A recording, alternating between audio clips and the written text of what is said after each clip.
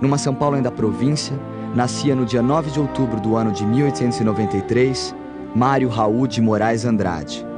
Um dos mentores da Semana de Arte Moderna, em 1922, ajudou a modificar e inovar as várias maneiras de observar a cultura de um país.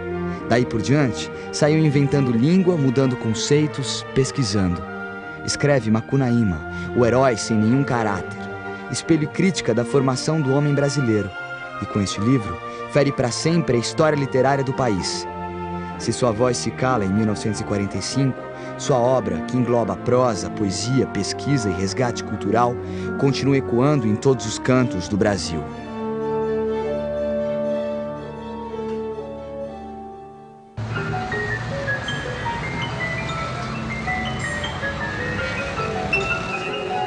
Eu sou um escritor difícil, que há muita gente inquisila. Porém, essa culpa é fácil de acabar de uma vez.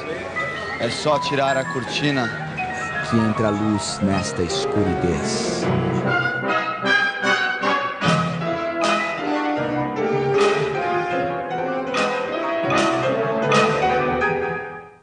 São Paulo, 9 de outubro de 1893. Numa cidade que despertava para o crescimento, ainda acanhada em sua estrutura, nascia Mário Raul de Moraes Andrade, filho de Maria Luísa e Carlos Augusto de Andrade, jornalista, contador do Conservatório Dramático e Musical de São Paulo e, nas horas vagas, escritor. Mário de Andrade inicia seus estudos no grupo escolar do Largo do Triunfo. Era um aluno comum, como todos os outros, um estudante que ia no seu ritmo normal, sem nenhuma genialidade que aparecesse naquele momento, né? Ele vai dizer que só depois, já concluindo o ginasial, é que o Mário começa a criar um gosto pela literatura, né? A escrever os poemas, começar então a criar esse gosto pelas letras e pela música. São Paulo, 1911. Mário de Andrade entra para o Conservatório Dramático e Musical. Tocava piano como seu irmão Renato, grande promessa da época.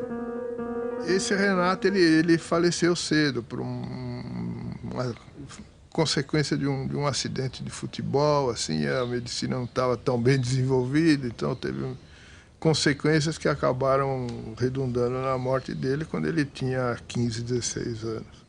Isso afetou muito o Mário. E tanto que o desejo inicial do Mário, quando começou a estudar música, era ser concertista.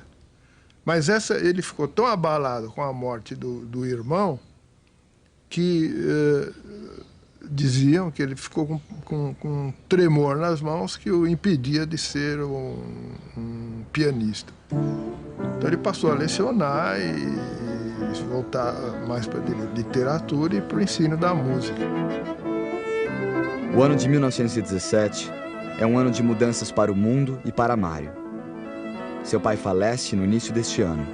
Logo depois, Mário publica seu primeiro livro, Há uma gota de sangue em cada poema. Em novembro, discursa numa conferência saudando a entrada do Brasil na Primeira Grande Guerra. Essa conferência encanta o Oswald de Andrade, vai ser assim, o Oswald vai assistir essa conferência, ele se encanta com o que o Mário está falando. A partir de então, ele vai se encontrar com o Mário, então, para conseguir o texto, e vão se tornar grandes amigos. Então, esse ano de 17, que é esse ano em que o Oswald entra em contato mais próximo com o Mário de Andrade, é o ano em que também Anita Malfatti está vindo do exterior, né, e expondo seus quadros. E o Mário de Andrade visita essa exposição e a crônica ou a história contada por Anita refere-se ao espanto diante daquele moço que ria às gargalhadas diante dos seus quadros.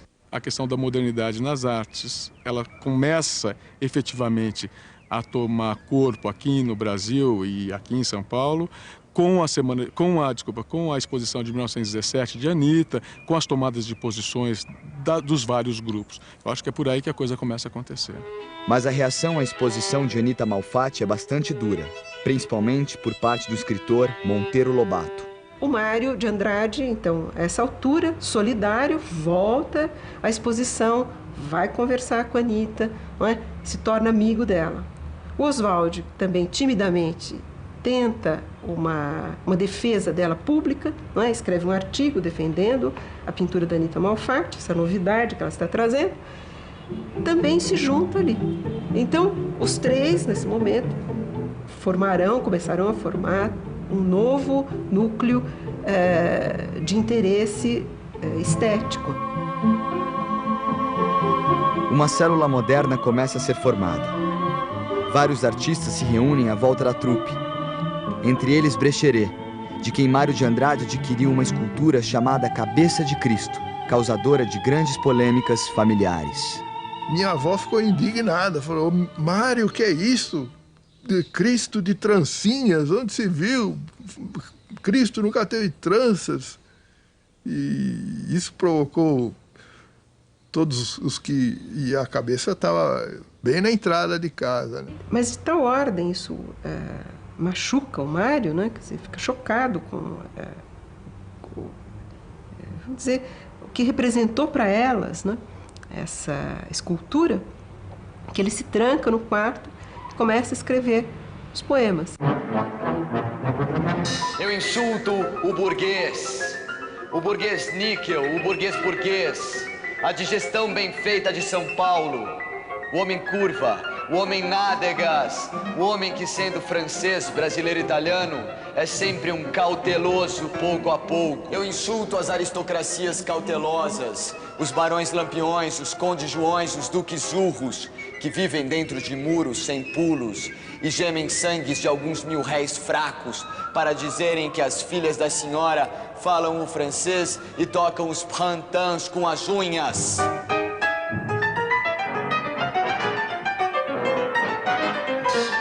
Havia uma inquietação já, mesmo em São Paulo, que era, apesar de provinciana, São Paulo vivia aquele momento, o influxo da imigração estrangeira, o crescimento da cidade, a chamada modernização paulista, a industrialização, recebia muitos influxos internacionais. São Paulo era a cidade que concentrava essa sede de contemporaneidade que havia.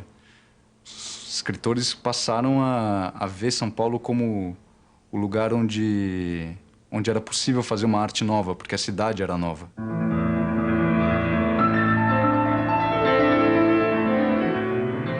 As ideias modernistas, elas foram evidentemente importadas no Brasil.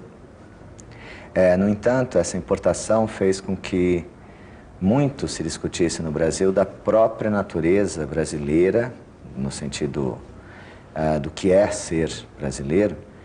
Mas, inicialmente, essas ideias foram penetrando a partir das vanguardas europeias do início do século. As convenções literárias eram completamente passadistas, havia um formalismo muito grande, principalmente na poesia, regras fixas, rima, palavras que não se podia usar, termos que não eram poéticos. Quer dizer, havia essa ideia de que a poesia era uma bela arte, né? E o modernismo acabou com isso. Morte à gordura, morte às adiposidades cerebrais, morte ao burguês mensal, ao burguês cinema, ao burguês Tilbury, padaria suíça, morte viva ao Adriano. Ai, filha, que te darei pelos teus anos? Um colar? Conte 500, mas nós morremos de fome. Então eles pensam o seguinte, o que pensam, não é? Em 22 é o centenário da nossa independência política. Então nós vamos tentar fazer a comemoração, não é? Um pouco de uma outra vertente, pensando a nossa independência literária, que até então não tivemos. Teatro Municipal, Vale do Anhangabaú, região central de São Paulo. Foi aqui que nos dias 13, 15 e 17 de fevereiro de 1922, brotou a primeira dentição do movimento moderno no Brasil. Foi aqui que a burguesia viu pela primeira vez jovens a arremessarem pedras no quase bom gosto. Reunindo escritores, pintores, músicos de toda uma gama de artistas, a Semana de Arte Moderna de São Paulo plantava a semente de mudanças no coração da cultura brasileira. Foi durante a semana de 22 que Mário leu pela primeira vez Ódio ao Burguês. Come-te a ti mesmo, ó gelatina pasma, ó purê de batatas morais, ó cabelos nas ventas, ó carecas. Ódio aos temperamentos regulares, ódio aos relógios musculares, morte e infâmia, ódio à soma, ódio aos secos e molhados, ódio aos sem desfalecimentos nem arrependimentos, sempre eternamente as mesmices convencionais. Há testemunhos de pessoas que iam para se divertir, né, para vaiar, né, jovens que descobriram que era possível ir lá e vaiar as pessoas e agredir, já que era uma manifestação tão absurda. Na semana de 22, houve inclusive parentes, não muito próximos, né, mas que ajudaram a vaiar no Teatro Municipal, a apresentação dos modernistas e tal. E minha avó subiu a serra, eu sei que cortou relações durante muito tempo com esses familiares, e depois o tempo vai passando, vai consertando as coisas, né, e a coisa se ajeita. O que o modernismo paulista fez, especialmente, e portanto a Semana de Arte Moderna deflagrou isso, foi abrir para o Brasil a possibilidade da pesquisa estética. Ela faz detonar muitas questões que estão sendo debatidas até hoje. Quer dizer, eu acho que por mais que se possa criticar as contribuições dos intelectuais e dos artistas ligados à semana, foram contribuições fundamentais e que até hoje alimentam o debate da cultura brasileira. Mário, ele era um escritor já maduro durante a semana, né? Então ele foi sim uma referência durante a semana, e durante toda a década de 20, Mário esteve na dianteira do movimento. Ódio e insulto, ódio e raiva, ódio e mais ódio. Morte ao burgueses de olhos, cheirando religião e que não crê em Deus. Ódio vermelho, ódio fecundo, ódio cíclico, ódio fundamento sem perdão. Fora, fora o bom burguês. O ano de 22 é o ano em que ele lança o Paulicéia Desvairada. Depois da semana, mas durante a semana ele lê o livro, né?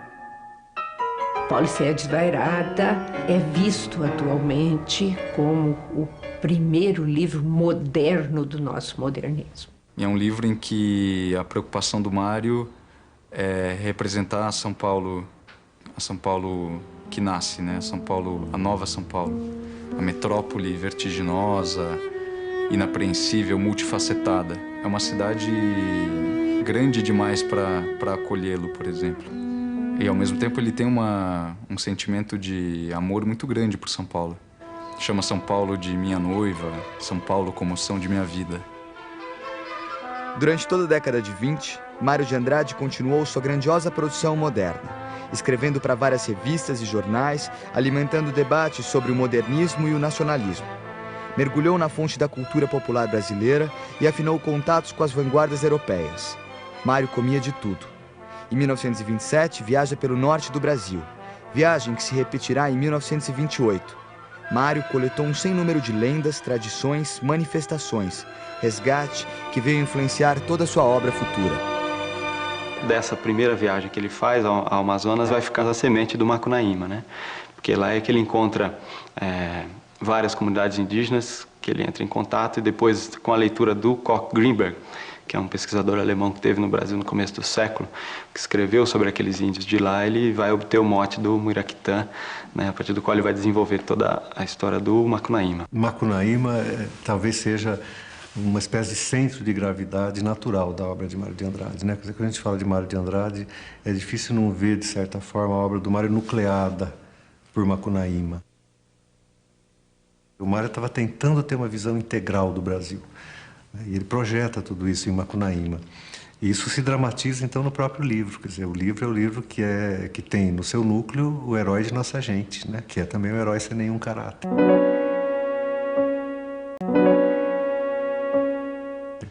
No fundo do mato virgem, nasceu Macunaíma, herói de nossa gente. Era preto retinto e filho do medo da noite. Houve um momento em que o silêncio foi tão grande escutando o murmurejo do Iraruquera, que a Índia Tapanhumas pariu uma criança feia. Essa criança é que chamaram de Macunaíma. Passou a infância a reparar no trabalho dos outros, e nem falar falava o danado. Vivia entre os banhos dos rios e as relações perigosas com a mulher do irmão Jiguê, Sofará, que transformava em um lindo príncipe e passava horas a brincar com o herói. E a qualquer tentativa de fazer o pequeno reagir para a vida, logo a frase vinha: ai, que preguiça. O Mário vinha há muito tempo já pesquisando as matrizes de cultura popular, de folclore, de cultura indígena. E subitamente tudo isso se projeta sobre Macunaíma, escrito, que foi um livro escrito, segundo o Mário, em 5 dias de rede de cigarro. Quer dizer, em 5 dias, ele, na chácara de um tio dele, em Araraquara, ele, em umas férias de fim de ano, em 5 dias ele escreve o livro inteiro. Isso não quer dizer que ele pegou uma semana de dezembro, rabiscou Macunaíma e saiu Macunaíma. Não. Ele se preparou com toda uma pesquisa, as leituras todas prontas, todas as anotações, tudo aquilo que ele tinha, e aí, com a história pensada, não é, ele escreve. Mãe, sonhei que caiu meu dente. É morte de parente. Pois é.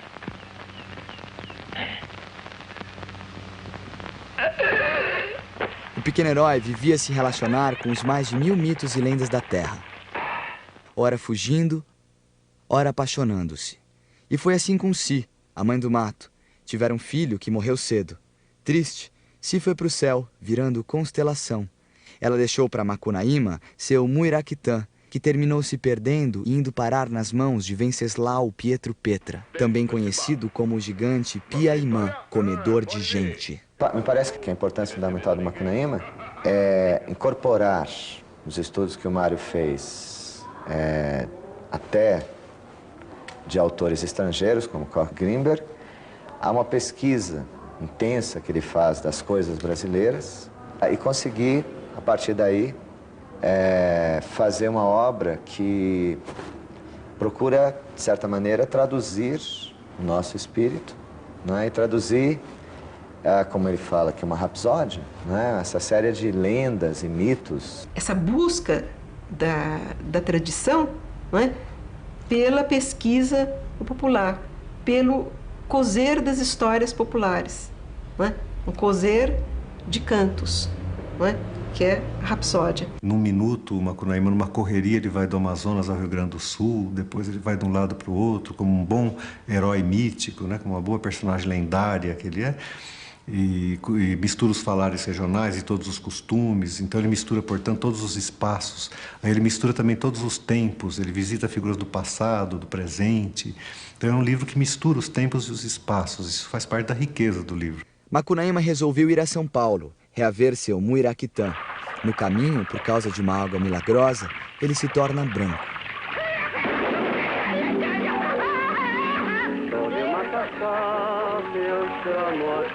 E ao chegar à cidade grande, o herói fica espantado. O herói passou uma semana sem comer nem brincar, só pensando nas máquinas. Há um trecho no Macunaíma que se chama Carta para as Icamiabas, em que o Macunaíma escreve para as Amazonas para contar como era a vida dele em São Paulo. E ele faz também um diagnóstico muito cruel em relação à elite de São Paulo, que é uma elite afrancesada, embevecida com os signos do progresso. Senhoras, não pouco vos surpreenderá, por certo, o endereço e a literatura desta missiva. Cumpre-nos, entretanto, iniciar essas linhas de saudade e muito amor com desagradável nova. É bem verdade que na boa cidade de São Paulo, a maior do universo, no dizer de seus prolixos habitantes, não sois conhecidas por Icamiabas, voz espúria, senão que pelo apelativo de Amazonas. Macunaíma, o herói sem nenhum caráter, termina por se integrar à cidade grande. Gente, muita saúva e pouca saúde, os males do Brasil são. Sou e continua tentando conseguir seu Muiraquitã. Fantasia-se de francesa para seduzir o gigante, pede a Exu que dê uma surra nele, tanto faz e apronta que termina por ter o Muiraquitã de volta. Bom, no Macunaíma, o Mário está interessado em compor uma explicação mítica do Brasil, né? Então, o Macunaíma é um herói sem caráter, mas ao mesmo tempo ele é um herói com todos os caráteres brasileiros, né? E ele explica isso numa carta para o Manuel Bandeira, porque o Macunaíma é, como o povo brasileiro, um herói em formação, né? Ele está se formando e não tem ainda a característica pronta. Os defeitos, por assim dizer, do Macunaíma, os traços de sensualidade, preguiça e mentira, não é? São ambivalentes. A mentira que faz com que Macunaíma encante os moradores da pensão ao narrar uma caçada de veado. Quando o Macunaíma conta que teve na Praça da Sé caçando o veado mateiro, aí os irmãos assustam, o Manap e o Jegue. Macunaíma, você andou caçando o veado mateiro? Ele confirma e tal. A um certo ponto ele não consegue manter mais a mentira, vira e fala: eu menti. Isto é, eu criei, eu inventei. O herói, junto com os irmãos, retorna para sua terra. Mas tanto faz que acaba sendo abandonado por todos. O herói fica só. Um dia cai na conversa da Uiara, bem ali no rio, e o herói se deu mal. E perdeu a perna, o Muiraquitã e a esperança. E eu fiquei para vos contar a história. Por isso que vim aqui. Me acocorei em riba destas folhas, catei meus carrapatos, ponteei na violinha e, em toque rasgado, botei a boca no mundo, cantando na fala impura as frases e os casos de Macunaíma, herói de nossa gente. Tem mais não.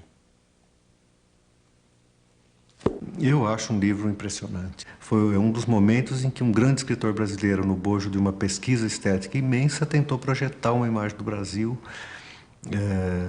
que no fundo é uma imagem de si mesmo, né? Final dos anos 20. Momento de reflexão e mudança na vida e na obra de Mário de Andrade. Separação intelectual com Oswald de Andrade. Racha o modernismo brasileiro. Mário continua a defender uma cultura nacionalista e primitivista enquanto observa o jogo social de seu tempo. Eu acho que essa mudança que se opera na obra do Mário, ela de certa forma se opera na obra de quase todos os escritores brasileiros da época, né? É a famosa virada do modernismo heróico dos anos 20 para o modernismo dos anos 30. Como disse a Raquel de Queiroz, eles puderam fazer livremente as coisas na década de 30 porque os heróis de 22, né, romperam com todas as barreiras, então eles podiam escrever como eles quisessem, sem se preocupar nem em seguir o modelão, como os parnasianos faziam, nem em rompê-lo, né, coisa que o Mário, Oswald, Bandeira tinham muito claro. Depois de 30, eu acho que toda a cultura brasileira se aproxima de um movimento de crítica social e de experiência, de observação das realidades vividas. A observação do mundo à sua volta, antiga preocupação de Mário, se acentua neste período. Seus poemas e o livro de contos Belas Artes refletem esta preocupação. Os contos de Belas Artes estudam especialmente as contradições da modernização paulistana, né? Em plena ideologia do progresso de São Paulo. E tudo isso que faz os contos de Belas Artes? Eles focalizam a modernização pelas beiradas. Várias poesias dele que eu li, eu gostei porque eu acho que eu me identifiquei um pouco.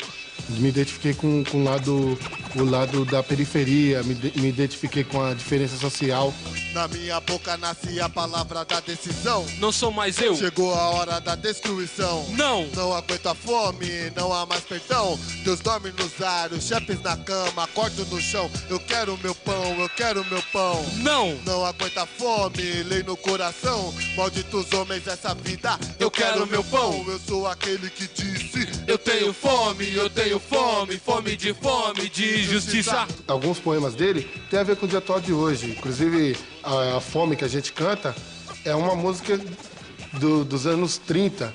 E a gente usa hoje e ela casa com o dia de hoje, que a fome ainda existe. Os reflexos dos conhecimentos adquiridos por Mário durante toda a sua vida começam a se revelar mais claramente. O homem observa e resgata a história cultural de seu país. Mário de Andrade pensou o Brasil na sua diversidade, na sua complexidade. Ele foi pesquisar o Brasil, não é?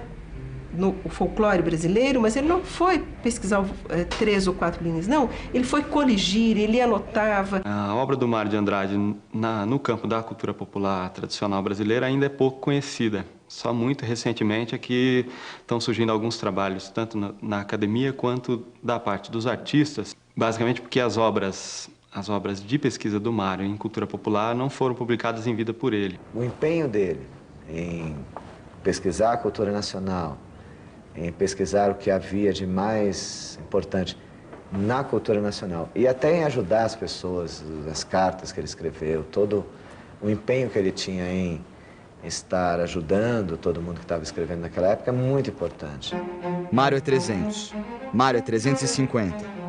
Em meio a publicações em revistas e livros, a debates e polêmicas e a reflexões profundas sobre o povo brasileiro, assume a diretoria do Departamento de Cultura da cidade de São Paulo, de onde vem a se afastar em 1938 por divergências políticas.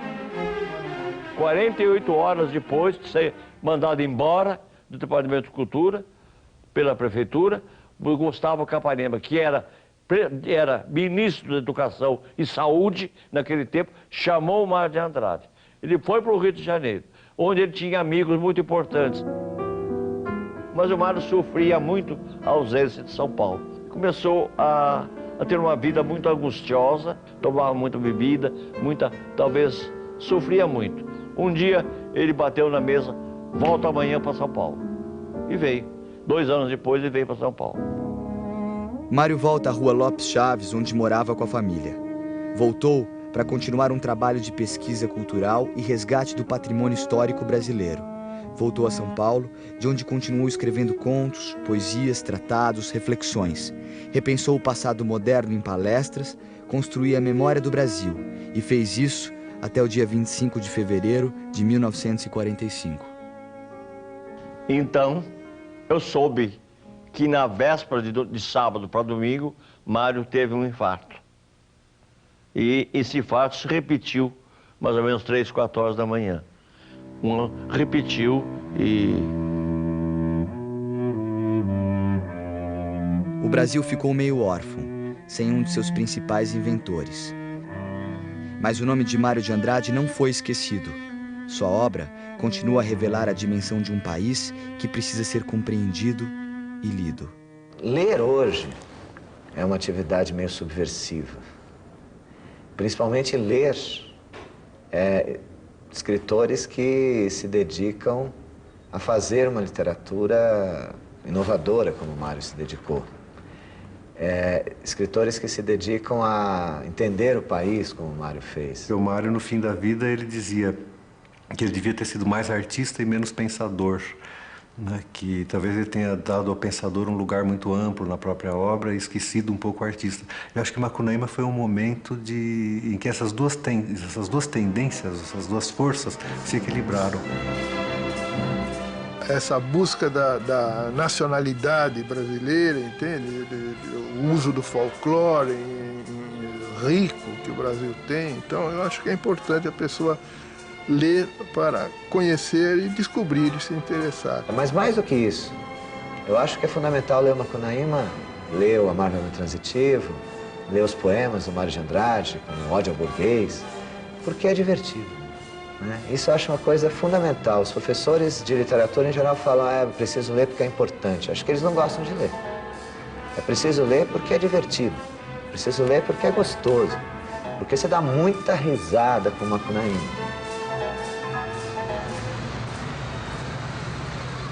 Eu sou a fonte da vida.